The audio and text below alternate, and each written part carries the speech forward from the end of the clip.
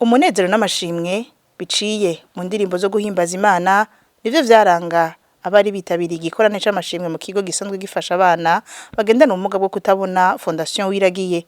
Muri ico gikorane umukozi w'Imana Apotre King Dieudonné yashimikije ijambo ry'Imana aho yasiguye ko abana b'Imana bakwiye kwamana indirimbo z'amashimwe mu mitima yabo. Ngiriro mwicaranye ngo mu gishingo c'imyidodombo gwiza amashimwe n'amatazirano. Akaba atabikubwiye wo mwicaranye uwaridodomba nk'umukecuru. Kimwe birambwira ngo Paulo na Sila bisanga mwibohero kandi bariko bavuga ubutumwa bwiza. Iyo bari wewe uri kurakorera Imana bikagushikako wacutangura ngo kubera iki wavyemeye kandi ariko ndagukorera.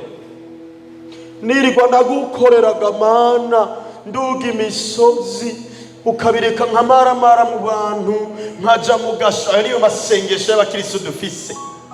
Ariko birambwira ngo Paulo na Sila bashigwa kw'iminyororo. Mumfatire gitari yo. Bageze mwibohero ngo bahengera mu gicugu ntibidodomba ntibabwira Imana ngo ngwino dutabare ntibabwira Imana ngo dutabare dukure mu gatengo, ariko birivuga ngo batangura guhimbaza Imana. Batangura kugira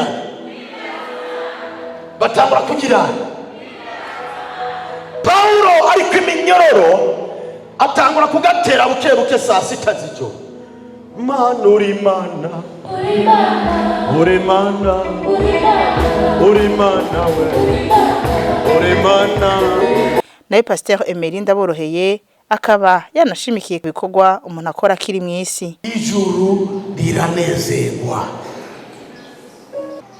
umuntu agakora ikintu kugira fashe generation. Mbega ndabagize ukuri uru nurunganwe bazorongorwa abandi barongore bavyara abana abari barahebwe ubu bariko bariga kuko umuntu umwe yubasha Imana yumva ijwi ry'Imana aravuga ni ngira ngo ari ikintu ata amafaranga ndiko ndarondera ariko kugira ngo nshobore gushikira. Bene data Bibiliya ivuga ngo idini nyakuri so kuja mu kwisonzesha no kurondera Imana ni vyiza, ariko idini ya mbere no gufasha ifuvi n'abafakazi n'abakene.